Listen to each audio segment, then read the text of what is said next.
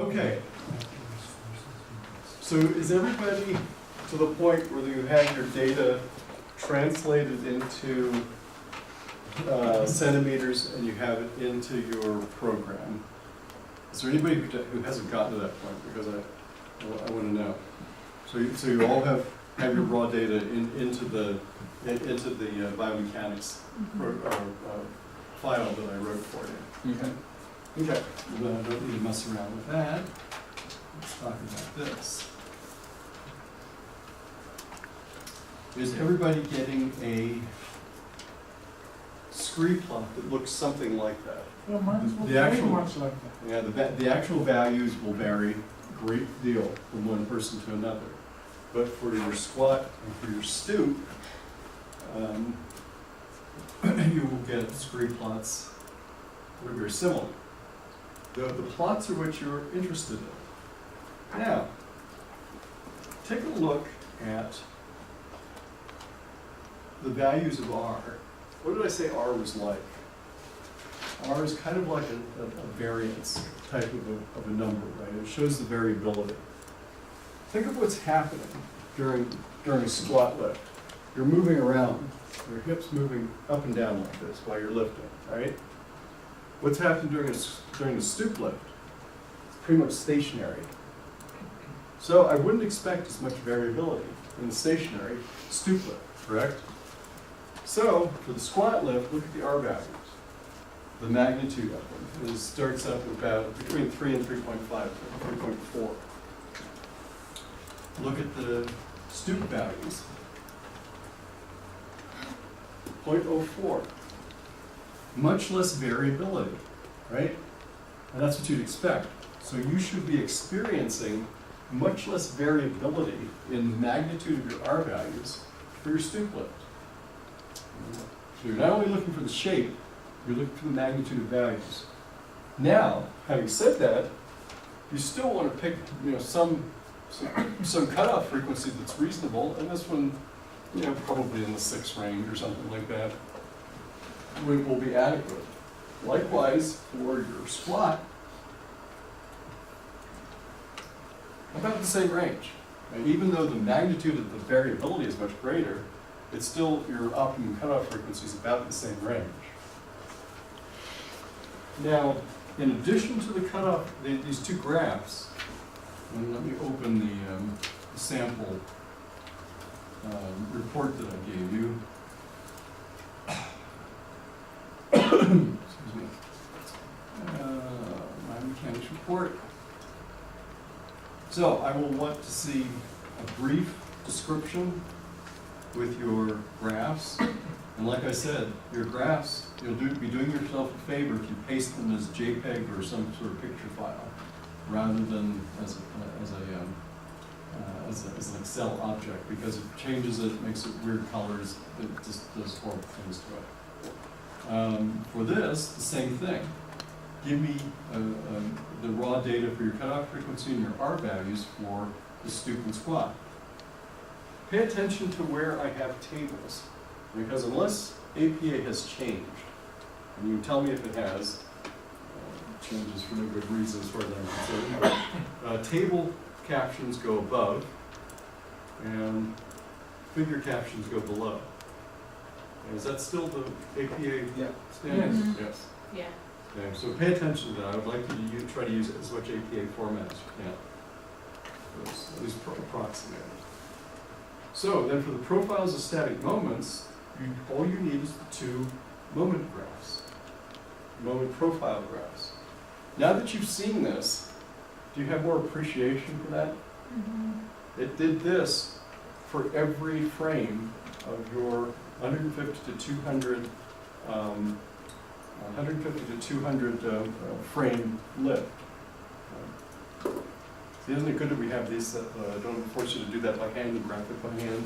You guys would still be here 2 years from now. So there's 2 graphs for squats and 2 for stoop, right? Well, there's a scree for squat and a profile for stoop. But I don't want you to use. Did you have a question before I go on to that? I was just wondering about the cutoff frequency. Are we all supposed to have a roughly similar amount to it, or? Find out. Take a look at your data and see what you think. Just give me a good reason, okay? It's not a right or wrong answer, just give me a good reason for what you're choosing. Okay. In answer to your question, Mehdi, the program, or squad, gives you two. I don't want to see this other than in your program. Oh, good. This is for my consumption. Okay. Okay, that's why I'm asking you to give me this, because I can't just read your report and tell whether it's right or not. I have to look at this file and everything that you have in it. Okay, so that's why I want this file. Okay, again, The top one is the one that goes in the. yeah, the top one is the moments. That's the one I want. So both squat Again. and stoop. Yeah, again, let me have some clean board over here. Let me write it down. Please, please, please, bring me a USB drive with your name on. You will get it back. I'm not trying to collect drives, okay? I don't need them. So bring me a USB drive with your name taped on it somewhere. Okay, you will need to give me your squat CSV file. That's the raw data. Keep your raw data. Your squat video file. I think it's an AVI file, isn't it? I can't remember. Mm-hmm. Yeah, so your squat video, that's an AVI. Your stoop CSV, your stoop video, your biomechanics file, this one. I want to see what you end up with. Okay, so I'll just call it your biomechanics calculations. Biomechanic calculations.xls. Okay, and then finally give me a PDF version of report PDF. Okay, electronically, and also please print out so that's on your USB, and then a printout of your report only. Right.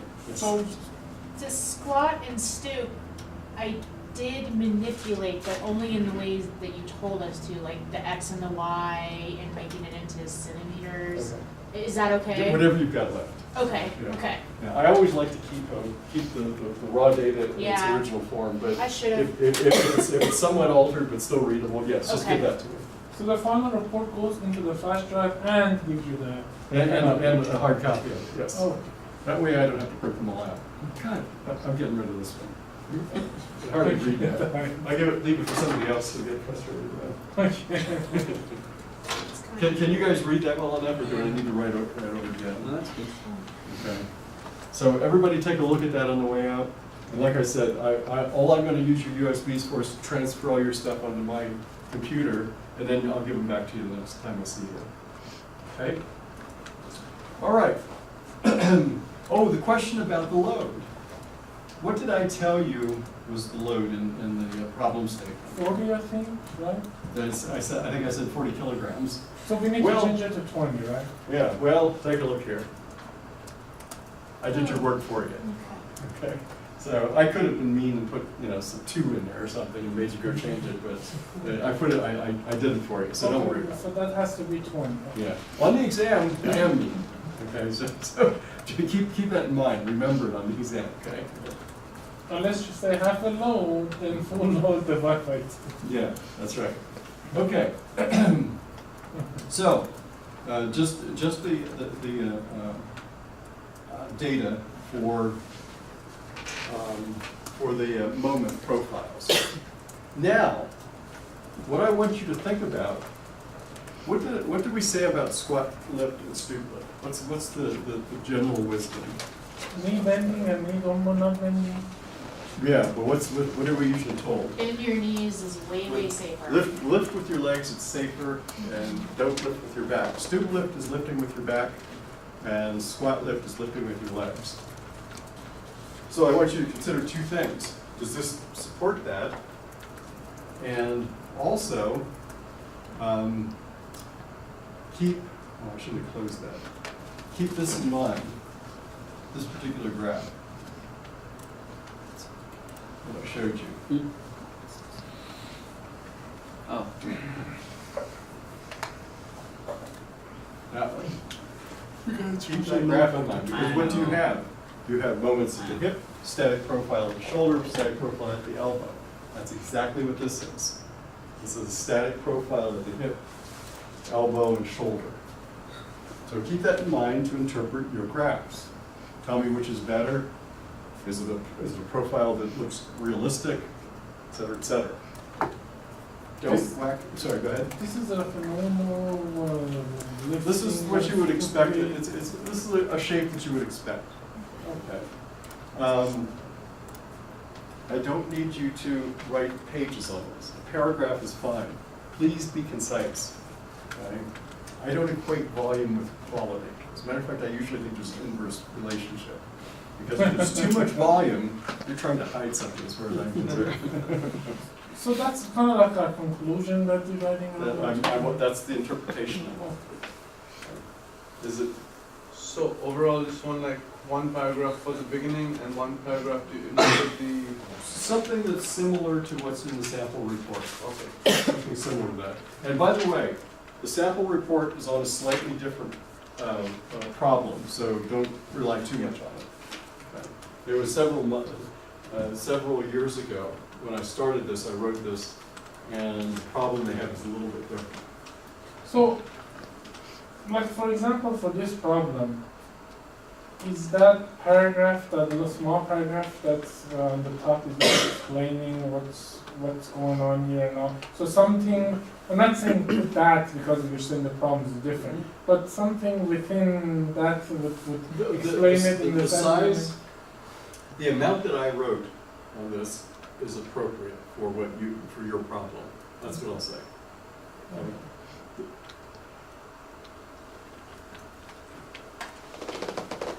I guess we can show it to you and then you could tell us if it works. I don't know if this fits in with this, but when I did this, I was trying to follow your directions. And on the second part, it says to delete data from K4 to AC4 and to put data into R4 to AC4. Is that correct? Yes. Okay. Because it fills in K to L, I think. Oh, okay. The program fills it in for you. Okay. Yeah. Because the reason, thank you for bringing that up. The reason that I wanted you to delete all these data in here is because if, for instance, you have you get it, it has 244 frames, which is what I think you do, and you have data that's 189 frames, it will overwrite it, but then you're going to have this bizarre jog here, because it'll have, up to this point, it's your data, from this point to this point, it's the data that was resident in the program you started. So if you delete everything, you avoid that, and you'll just get your own data in there. Because what this does is it counts the number of frames. If that doesn't change, then it's either a really big coincidence that you have exactly the same number, or else your data has fewer frames and you ended up with garbage at the end of it. Does it make sense? There's something else I was going to say too. Yes. It says there's 244 frames there, but let's stop at 221. Because 220, actually this is, it doesn't stop at 221. 221's about in here and then it couldn't fit anymore. Oh. It's just that Excel's pretty stupid. It's a graph range. I think you can change the range on that Yeah, graph. you can fiddle, you don't have to fiddle around with the range, but you can. Would it have been something to do with trimming your data? Or? Yeah, well, that's what I was going to say. Thank you. If you end up with these plateaus, either at the beginning or at the end, that means you have to trim your data more. Because what that represents is if you have a plateau at the beginning, where they're all straight, like this one, these are kind of plateaued, but this one's reducing, so that's okay. Something's happening there. But what it means is that these guys truncated it, but are being trimmed it, but you still have some data trimming to do, because maybe it's of you standing like this, and then lifting, and then placing. So if there's even 10 or 15 frames of you just standing like that at the beginning or the end, you're going to have plateaus. So you need to think about trimming your own data if you get those plateaus in. Oh, that pause, it causes that. That's right. Yeah. That's right. And, you know, it's not exactly wrong, but it's just, it's extraneous. It's ugly, and it reduces the amount of resolution that you get in your data that you want to display.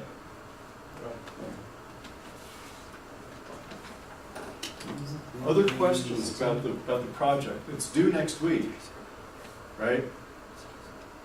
In class, correct? In class. So next week in class, bring me your USB drive and bring me your hard copy of your report.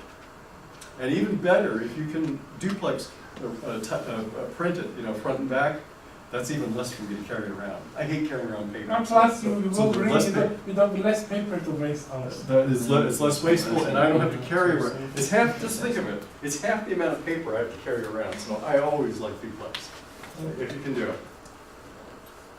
Other questions about the project? And you said couple, 2-3 pages is more than enough. Yeah, you know, like I said, volume is not an indication of quality as far as I'm concerned. If you have everything in there and it's 3 pages, that's good. As long as it's similar to this report. What Yeah, that's why I gave you that report, so you get an idea of what. Like a model. Yeah, that's a model. Even though it's a slightly different problem, it's a model, yes.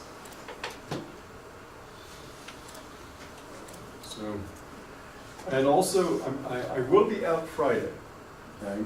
However, I will be around tomorrow for a while too, after my class. I have a brief telephone conference, but I'll be around tomorrow afternoon, okay? And I'll be in all afternoon on Monday. So if you have anything, probably Monday afternoon is the best time to do it, unless it's really urgent. And if it's really urgent, email me. Over the weekend, I'll be gone, so I probably won't get back to you until Sunday evening, but email me. Okay? All right. That's, for now, that's biomechanics. And like I said, not only do I want you to do this for next week, you have a lot of assignments for next week, but also do your practice problems. Because next week I'm gonna pound the practice problems. There will be 2 or 3 of these things next week that I'll be doing on the board. So be sure that you do some work on them prior to me doing this. And I think you'll get a lot more out of it that way. Okay, applied physiology. It's not overly complicated, but so I think we can get it done in the next in less than the next hour.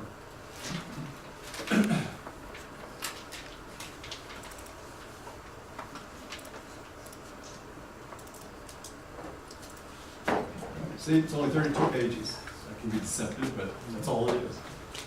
Okay. The most important article here, if you are interested, and if you are interested, just let me know. I can send it to you because I think I have an electronic copy of it. It's this one right here. Gard, Chaffin, and Heron. Okay, this is, it's old. I think it's 1978 or 1979. But this is absolutely seminal in what we'll be talking about today. Because what this guy did, this was for his doctoral dissertation at the University of Michigan. What this guy did is he wrote equations for energy expenditure in kilocalories per hour for all sorts of microtasks. Remember I talked about in human factors and motion time measurement. Motion time measurement is what the industrial engineers used to do. They still do it to a certain extent, where they divide work into all these micro movements. Quarter turn of a 3/8 inch screw. This is how much time it should take. What he did is he took micro movements like that and determined what the energy expenditure was to do those movements. And he developed these equations. So the rest of the stuff I'm going to be talking about, but that's absolutely, like I said, the most important core of this topic. Static work, remember I said that it's bad. I think you guys probably remember that now because it doesn't do anything to remove the byproducts of metabolism. Okay, this is endurance time for maximum static strength.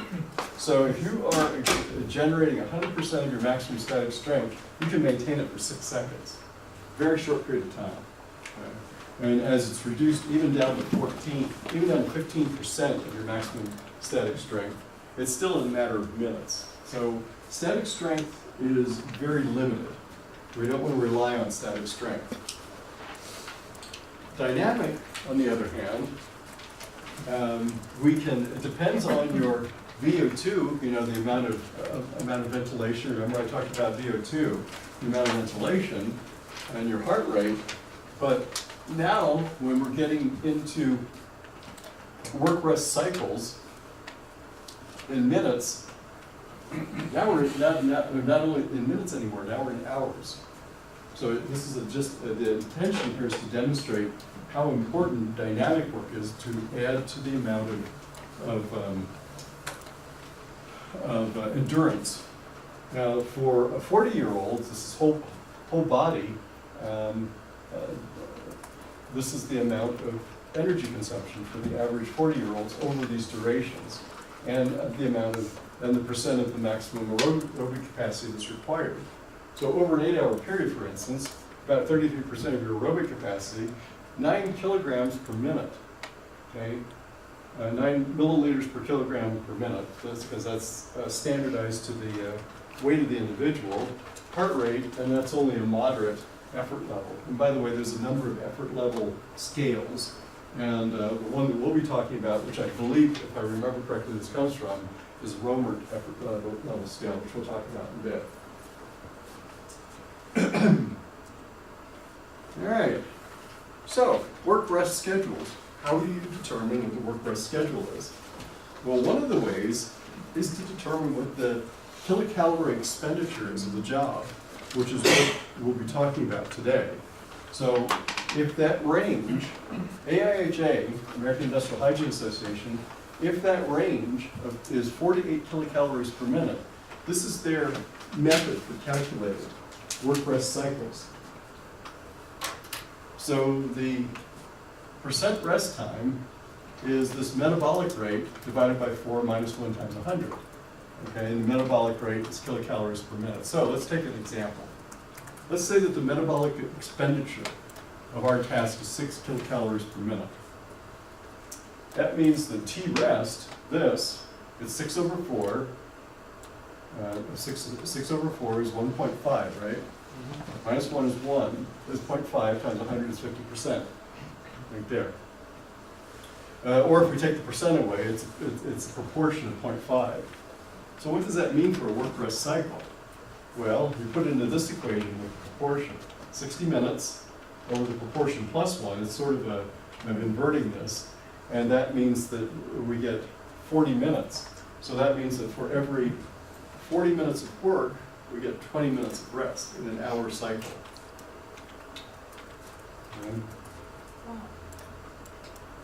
And 6 kilocalories per minute is a fairly strenuous job. Yeah, it's a lot of rest.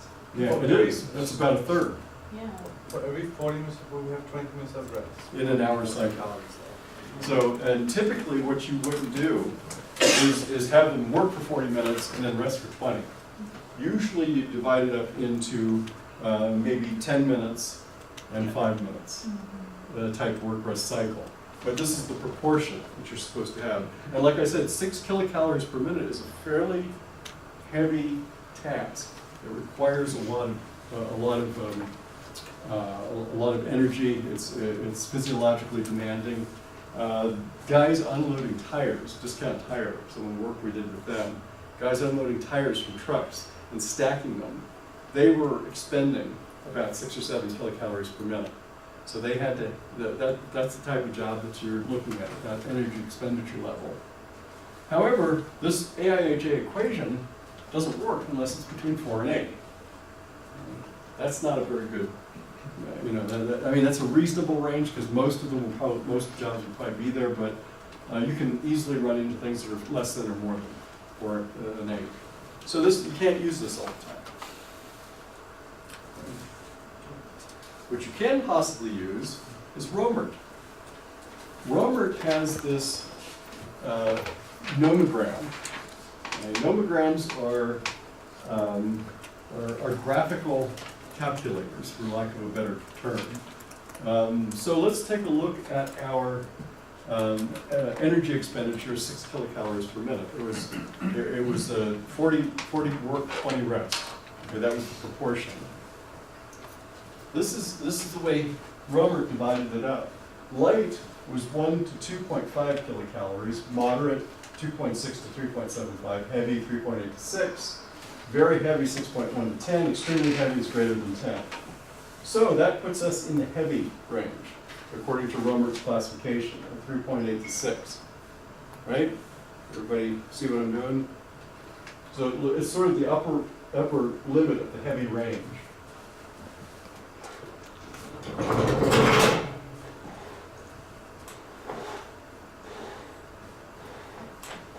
So that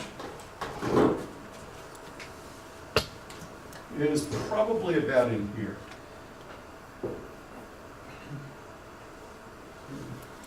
That's kind of a straight line.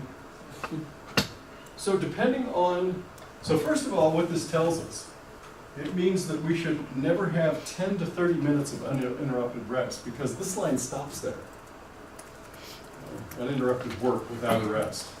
The maximum we should have without a rest is this line, which is 5 to 10 minutes. You should never work more than 5 to 10 minutes without a rest at that energy expenditure level, according to Romer. Okay? So if I am working 5 to 10 minutes,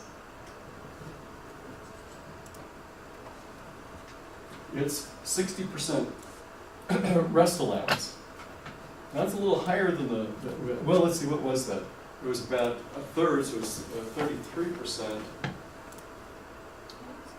Let's see, 40 is 60, so it was about a third.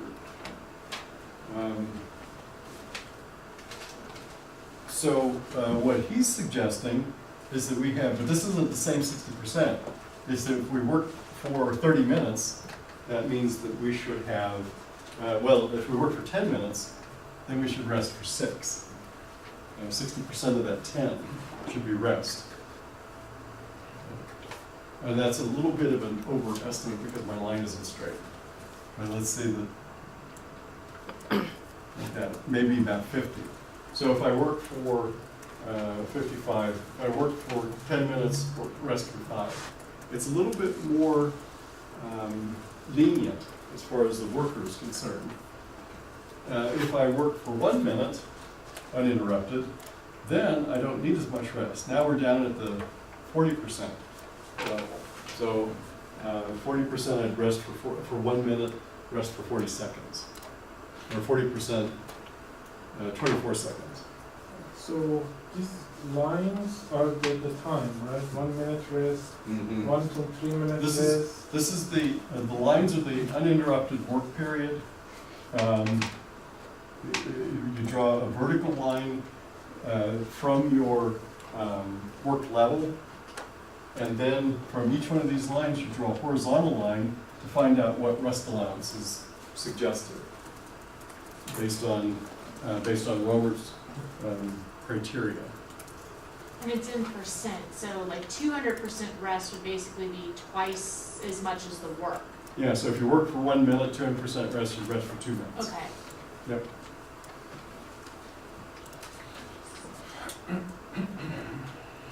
So those are 2 ways. Romer, as you can see, ranges from 1 kilocalorie to greater than 10, so it's much more flexible. It's a little more lenient as far as the work, as the rest level suggested, but it's also broader and is applicable across a lot wider range.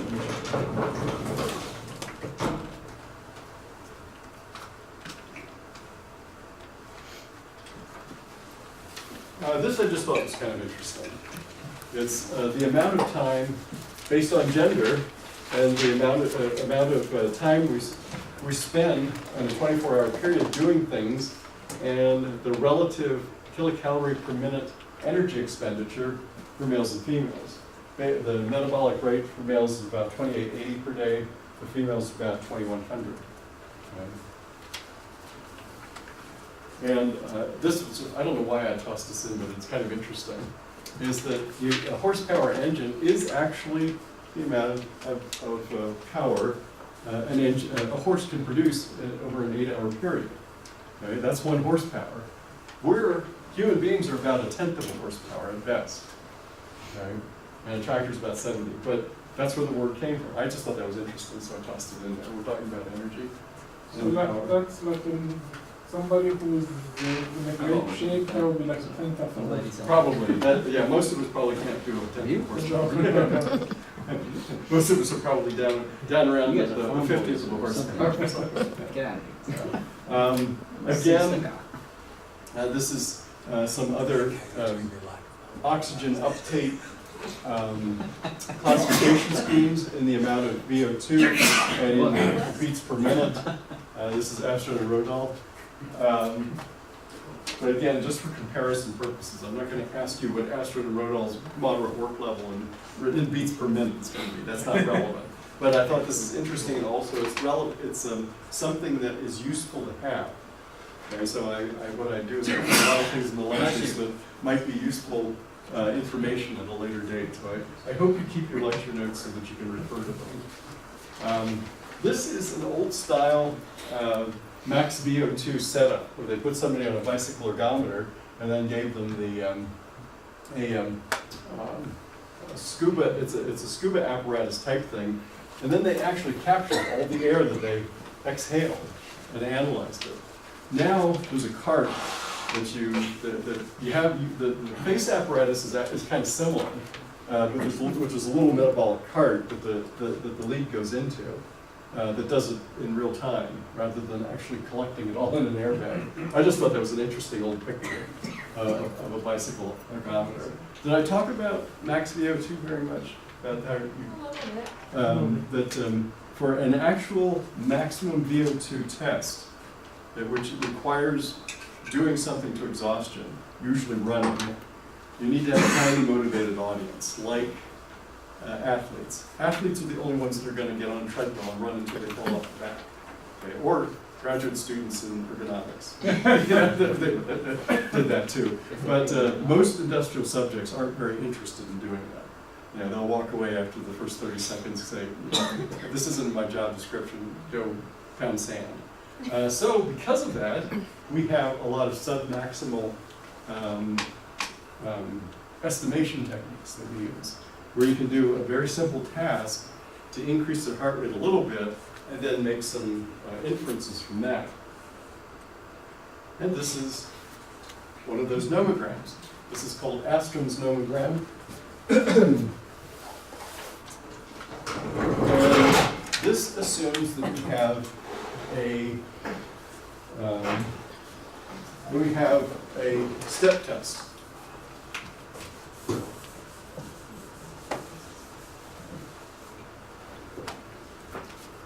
And this is the way that I can do this.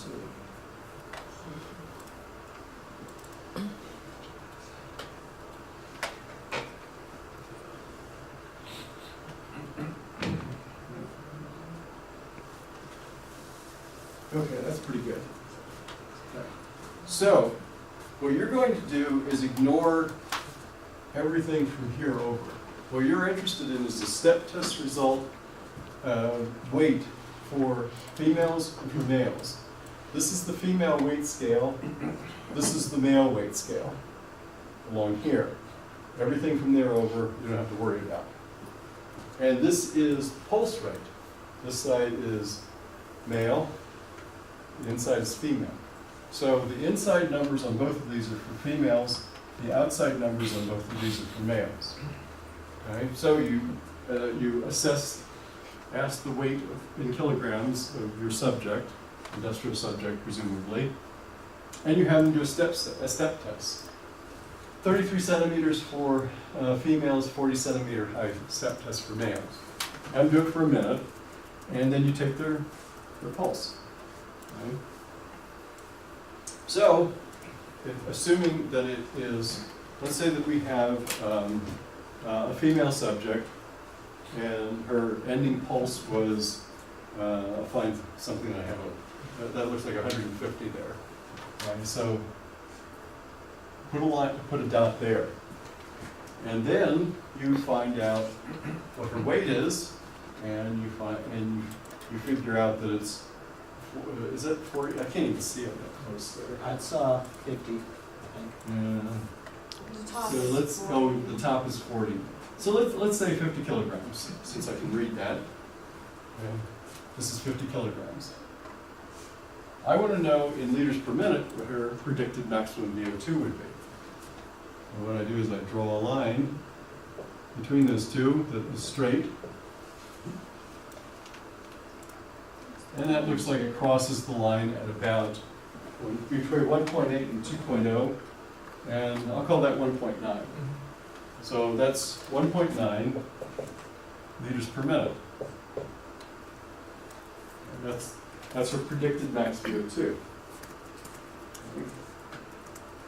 Now, there has been, remember that number, 1.9 liters per minute. There has been an adjustment subsequent to the construction of this nomogram, which Astra and Rodal came up with themselves. And that adjustment is an age and gender adjustment, where this is your X1 is your oxygen uptake from the nomogram, X2 is your age, because if you recall, the nomogram doesn't ask for age, just weight and heart rate. Different for males and females. Both of these have R's that are pretty good. If you remember your regression for QM, the R value, the higher it is, the better. Although usually they look at R squared. R's are actually kind of cheap because it makes it look better than it is. If you square that, that's about more like a R squared of 0.8. Okay, if you recall doing that. So the males is somewhat less. The model is somewhat less good, and for females it's somewhat better. But this adjusts it. So I take the 1.9, put it in X1 for females, and then find out her age, and just plug and chug, and then you get the adjusted. Okay, it's a way to adjust it for age with your nomogram. So this is the general formula? This is the formula. It's a regression formula, obviously, and it's the one we use. Yeah. I may have missed it, but the heart rate is a given, because I think if you look at like a fitness, an aerobic fitness machine, it generally gives you a heart rate based on an age, so it's kind of backwards working. So this kind of does, because the first thing you use is weight and heart rate, and then you take the liters per minute VO2, and then you plug it into with age. So yes, it's different than that. But there are many ways to predict energy expenditure. And this is just one of them. Another simple way to predict maximum heart rate, at least, is with this formula right here. Heart rate max is 220 minus your age. The older you get, the lower your maximum heart rate, theoretically, because we usually get less fit as we age. Another measure of how much work a person is doing is percent heart rate range. Think about what this is doing. Your work heart rate minus your rest heart rate over your theoretical maximum heart rate minus your rest heart rate. So I have this rest maximum difference, which is presumably my baseline. And then here, I have this elevated work heart rate, which the closer it gets to this, the greater my heart rate range percentage. So, 40-year-old person, gender doesn't matter here. So their resting heart rate is 70 beats per minute, working heart rate is 110 beats per minute. Maximum heart rate, theoretically, is 180. Heart rate range, then, let me write that down. Is it okay if I erase this and everybody took a picture of it? Oh, I didn't get a picture, but. I'll write it somewhere else then. Yeah, I even need more space in here. Maximum heart rate, I'll put it up here. So we have heart rate work is 110 minus heart rate resting heart rate is 70 over maximum heart rate, which we estimate to be 180. Minus the resting heart rate times 100, and then it ends up with about 36.4%. That means that's not particularly strenuous, right? It's not a real strenuous job because they're only using about 36% of their range, of their capability. It's not an overly strenuous job.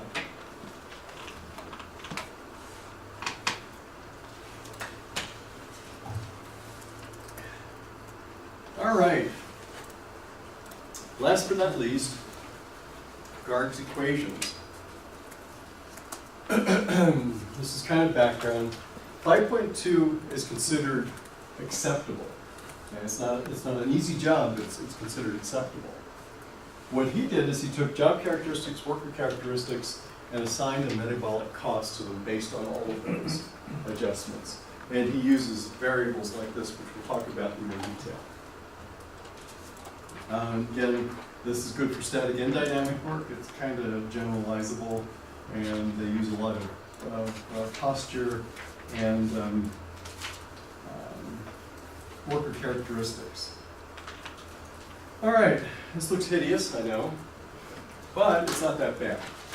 This is our summary equation that we're going to use, and I'll come back to it. But this is the position assumed for that segment of your task and the time you assume that position. And this delta E is the amount of energy required to perform a dynamic task. And then you add all of those up and divide out the total time for the task. And it gives you the E bar dot job is the energy expenditure expected for kilocalorie expenditure per minute for the job. Okay. So let's define some variables.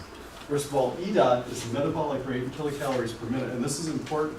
The E dots are kilocalories per minute. The delta E's are simply kilocalories. I have to make that distinction. These are the definitions. Body weight is in kilograms, and the units are very important. Force is in kilograms, and I know that goes counter to what we were just talking about, but force is in kilograms. Grade of the walking surface, percent grade. H1 and H2 is the vertical height to the floor. That is, H1 is the lower height, and H2 is the upper height. Now, if you are lowering, you start at H2 and go to H1, taking it from up here, going down. If I'm lifting, I start at H1 and go to H2. So H2 is always the higher one, H1 is the lower. Okay. H2 is the higher. Yeah. L is the weight of the load. S is gender, and that is always 1 for males, 0 for females. The reason for that is because, what did we already see? Women expend less metabolic energy to do the same task than men do. Okay? So there are terms in there that cancel out. If you have a female worker, it cancels out. So the 0 makes those terms go away. Speed of walking is meters per second. Horizontal movement for a piece of work is in meters. And like I said, the unit's extremely important. You will get garbage if you don't pay very, very close attention to these units. And time is always in minutes. So these are some of the postures in kilocalories per minute. These are the E dots. Climbing steps, up or down. The E dot is that equation, body weight. Sitting, not doing anything, sitting on your butt, the E dot is that. Standing, the E dot is that. Standing bent over, the E dot. So if I'm standing straight up, as I'm talking to you, I would use this. If, however, I'm doing an assembly task like this, then I do use this E dot, standing bent. Okay? So you've given us this on the phone. Oh, yeah. Believe me. And this hasn't even started them yet, but you'll get all of these. And now I am starting. These are the delta E's. Max, why? Yeah, this is the delta E's. I didn't come up with this, but it's very useful. Okay, stoop lift and squat lift. Okay. So you guys already know what a stoop lift and a squat lift is, so I don't have to explain it. One-handed lift means I'm lifting something maybe Like a briefcase, maybe. like a briefcase, perhaps. Yeah, with one hand. Arm lift means that I'm lifting something. I'm standing, and maybe say there's a shelf here, and I'm taking something here and I'm lifting and putting it up there. That's an arm lift. Okay? Would putting a book in a bookshelf, would that be That's an arm lift. Yeah. However, look at the requirements. stoop lift and squat lift equations are only valid, these constraints out here, extremely important, are only valid up to 0.81 meters, right? So 81 centimeters. The arm lift, so is the one-hand lift, is only valid to 81 centimeters. The arm lift is valid from 81 centimeters and higher. So, if I lift something from the floor up to here, what do I have to do? I have to use a stoop lift equation, or if I did a stoop lift, or a squat lift, up to 0.81 centimeters, and then from 0.81 centimeters up to 2 meters, I have to use the arm lift. So you have to apply both of those now together. Ooh, Yeah, I know. that's the fun. And then the stoop lower and squat lower. The lower and lift equations are different. Arm lower, same thing, is from 2 or whatever reaches down to 81 centimeters. Walking, this is the amount, this is the kilocalories. Carrying loads at arm's length at the sides in one or both hands. Imagine carrying a suitcase, okay, or 2 suitcases. That's what that refers to, carrying loads held at arm length in one or both hands. Carrying loads held against the thigh or against the waist, a box, like this. So it distinguishes whether you're carrying something straight down, like 2 suitcases, or a box in front of you. Holding at arm's length against the thighs or at the sides with both hands, holding it, as opposed to carrying it. Oh, just standing on. Yeah. That's the. Yeah, at arm's length. So this one's at arm's length, like this. This one's is against the waist, like this. Okay, so this one will actually be slightly higher energy expenditure because you have arm's length. So, and it's not over yet. Holding at arm's length in one hand, pushing, pulling at the height of 0.8 meters, kilocalories per push. Pushing, pulling at the height of 1.5 meters. What if it's somewhere in between? Okay. If I came across something that was 1 meter, well, I could do 2 things. I could say, well, it's closer to 0.8, or I could calculate both of them and see which one is greater and use that one to come up with a more conservative estimate. And since most of the time, Michigan has a program to do this. Since it's easy to do that. What was the solution? I'm sorry. What was the solution again for 1 meter? For 1 meter, is to say 0.8 is lower, it's closer to it, so I use 0.8. Or I calculate both of them and see which one has the greater energy expenditure and use that one because I want to get a conservative estimate. Okay. Well, I want to protect the workers, so I use whichever is worst. I use the worst case scenario. 1.5 is not incorporated in the formula? No, it's not. That's a very good point, but he didn't do that. Is H1 always 0 in the stated? I'm sorry? H1 at the height? Actually you need to measure it, you always have to specify H1 and H2. What generated the question? I imagine this being a story problem. So Yes. It's not stated, is it going to be? Yes, I will describe it, and I will try to give you a way to, if I don't say exactly, I'll give you a way to estimate it. What is that X? Is that the height? No, X is, I'm going to go back and check it Horizontal myself. movement. What's X? Workpiece. Oh, Horizontal horizontal movement. movement. Okay. Yeah, Okay, horizontal movement. okay. So it's everything according to that key. Yeah, well, everything according to the key. All right, as promised, a story problem. Wow. Calculate the average energy expenditure for this job. A 20 kilogram box, floor to waist. Carry 10 meters at waist level, place on a shelf 2 meters high, return empty-handed to get another box, and then specify the schedule of rest breaks. First thing, I said lift a 20 kilogram box floor to waist. I didn't say whether it was stoop or squat.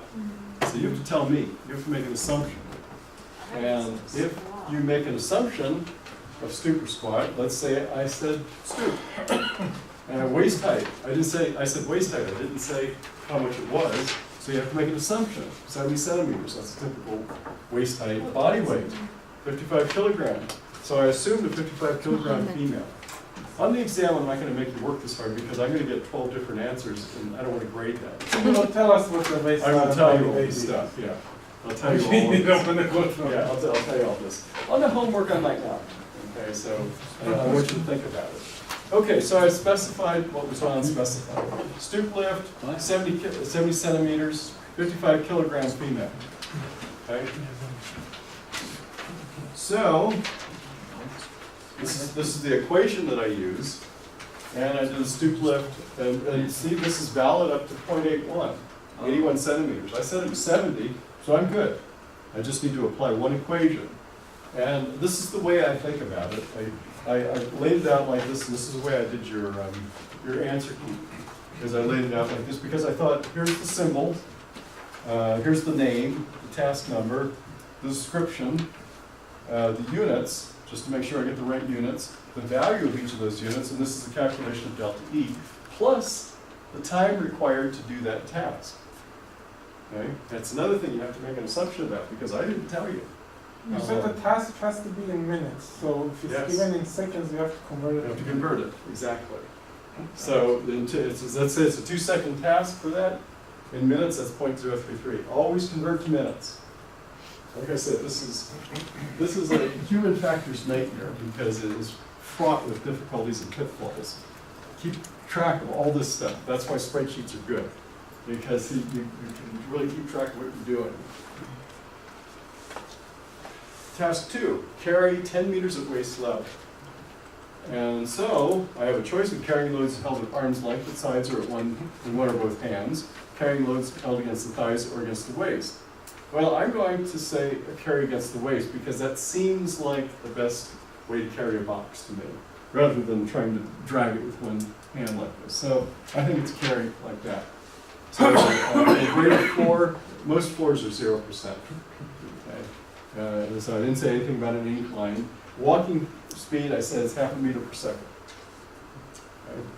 So we take those values, substitute them into the delta E equation for carrying loads held against the thighs or against the waist. These are the variables in the equation. These are the values of each of them. That's my delta E. 20 seconds. Now that, I think I said the distance. Carry it 10 meters. So since I know the rate is 0.5 meter per second, 20 seconds, right? So you have to work backwards like that to calculate things. So it's 20 seconds. That's about a third of a minute. Okay, so that's task 2. Task 3, place on the shelf 2 meters high. Now what have we got ourselves into? We got ourselves into, I'm starting at 0.7 and going to 2. So That you means need your two equations. two equations, right? I need to stoop lift from 0.81, up to 0.81, from 0.7 to 0.81, so that's my H1 and H2. H1 is 0.7, H2 is 0.81. That's the first part of that. The second part is the arm lift from 0.81 up to 2. Okay, so I have a 3A and a 3B. Stoop lift from 0.7 to 0.81, and an arm lift from 0.81 to 2. Okay, 0.7 is the waist. is that the waist. correct? Okay. Because if she gets to the point where she's like this, then she goes up to a shelf. Yeah. Okay, and that's 0.7 to 2. So are we using the difference then as our length traveled of 1.3 meters because it's 2 and 0.7? No, we're doing the beginning and the end of each segment. Oh, okay. It's 0.7 to 0.81 and 0.81 to 2. Okay? Where is that 0.7 came from? I made that assumption of waste. Oh, okay, it was an assumption, Yeah, you will tell us. yes. Return empty-handed, you get another box. So there's the walking equation. And it seems to me empty-handed, you can walk faster. So I made the assumption of 2 meters per second. So 2 meters per second over 10 meters is a 5-second walk, right? There's that bit. Okay, let's summarize this. Task 1 was the total time, 2 seconds. Task 2 was 20 seconds. Task 3 was 2 seconds. Task 4 was 5 seconds. Total 29 seconds, or 0.48 minutes. That's what goes into the denominator of our summary equation.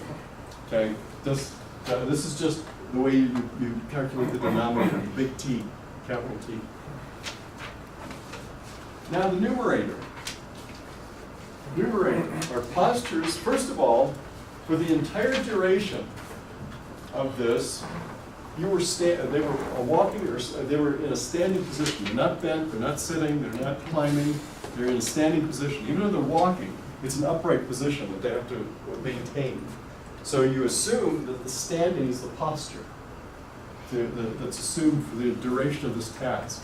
I suppose we could split hairs and say, when she bent over to pick up the box, she had to bend, but I've done the calculation, it's a negligible effect. So we don't worry about it. We'll just say standing for the whole thing. Okay, so that's the equation times the weight, standing. Stoop lift, 0 to 0.7, we calculated 0.342 kilocalories. Carry at waist, 10 meters, we calculated those kilocalories. Stoop lift from 0.7 to 0.81 kilocalories. Arm lift from 0.81 to 2, those kilocalories. And the walk return empty-handed was that many. So, what do we do? Up here, the position for the T sub I, well, it was just one position. So that was my E dot times 0.48. That was the amount of time. Then I take all of these, 1, 2, 3, 4, 5 kilocalories, so my 5 delta E's, and add them up here, do my arithmetic, and this comes out to be about a 7.3 kilocalorie per minute job. Doesn't sound that strenuous, but it is. So to Carrying a total box at that speed, That's fast. I'm sorry? This seems pretty fast. It's pretty fast, yeah. If you walk quickly, carrying a box of that weight, that's going to be a very metabolically expensive task. So it's total calories divided by time. Essentially, yes. It's a little more complex than that, but yes. Why is that the first one on the top multiplied by? Because the E dot position has no time component. Whereas the delta E does have a time component built into it. So you put it in and then take it out again.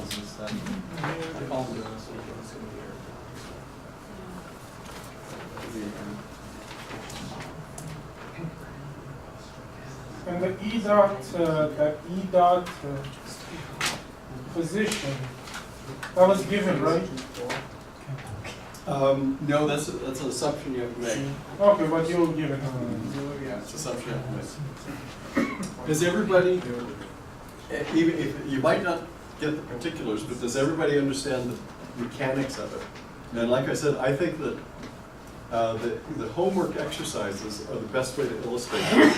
When I go through and tell you the equations and the procedures that we think about, then and go through one example, I think that will give you enough in order to take the homework problems and apply this to them. And we'll do them next week. We'll do start out with the biomechanics next week, and then we'll do these. One more. I said the last question was, what's a work rest schedule? Okay. For the AIHA, we came with a T rest of 81.5%. However, for Romert, this was very heavy, so it would range from about 55 up to about 78. So this one actually ends up being a little less, okay, but it's similar. So for both of those, we use this graph to figure out For this one, for Romert. AIHA used the equation. all the equations. Yeah. Yeah. Talk about the roamer again real quick, because I thought I didn't know it gave us a range. I'm not Yeah, sure me how- neither. The I'm not seeing range- two lines. The range that I'm saying is that if we work 1 minute uninterrupted, this is our rest schedule. If we work 5 to 10. 3 minutes, 1 to 3 minutes uninterrupted, it's in there. If we work 3 to 5. 3 to 5 minutes uninterrupted, it's about there. So ours was, It's per line. Yeah, so each one of these lines, you read a different, so in other words, if I only work 1 minute uninterrupted, I need less rest than if I work 5 minutes without interruption. Does that make sense? It does, you just have to, it's not on the slide, I guess, right? So Right. it's simply your verbalization of it. That's right. so you just went ahead and said you did it for 1 minute and then you also did it for 5. I did it for the entire range, depending on the uninterrupted work component. Okay, but still no more than 5 to 10 minutes. That's right. Okay. That's right. That's the maximum that this would, that you would be expected to work. Mhm. And if you did work 5 to 10 minutes, it's nearly 80%.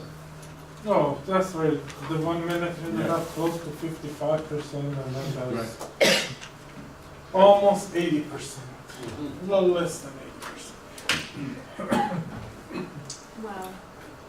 So this might be old news, but when I took EPI, I was unaware of you put online our equation sheet. And so I was unaware for like the first 3 weeks that there was an equation sheet. So if somebody has not had your class, they may be unaware that there's 6 pages that Of equation explicitly sheets. have equations Yeah. that you can. If you are not aware, look in the examinations material section on Canvas.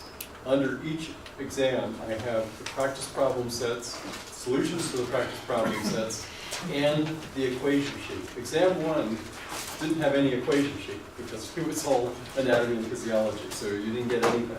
But you will get equation sheets for both the second and the third exams. Thank you. And this will include this chart. It will include Romer, it will include all the guard Do you equations. need this one as well? Which one? The one on page, the slide 10, this. Yes, yeah, the nomogram, yes. No. I did notice on that one, they didn't have the head and trunk. It didn't have, Head and trunk. I'm sorry. They didn't have the head and trunk, Oh, it didn't. center of mass and I'm going to have to, I'll remind me. Actually, would you send me an email sometime and remind me and I'll check it and I'll give it to you on the exam. It's not a big deal. I'll send you one. You took care of it? Okay. I know he's counting. He's my email guy. Savannah? Is the homework under the PDF for this chapter, or is it? No, it's under the examination materials. Okay, Yeah. thank you. The practice problem sets for the exams are under examination materials. It's just my federal way of classifying things. Other questions? I get a sense that people are ready to leave. Oddly enough. Just Digest everything. That's right. Okay, well, like I said, I will be around tomorrow afternoon between about, about 3:30 and 5, because I have a telephone conference. I won't be in Friday, I will be in all afternoon on Monday. Okay? So, if you have questions, Monday's probably the best time. Also send me an email, I'll do my best. All right, thank you, I will see you next week.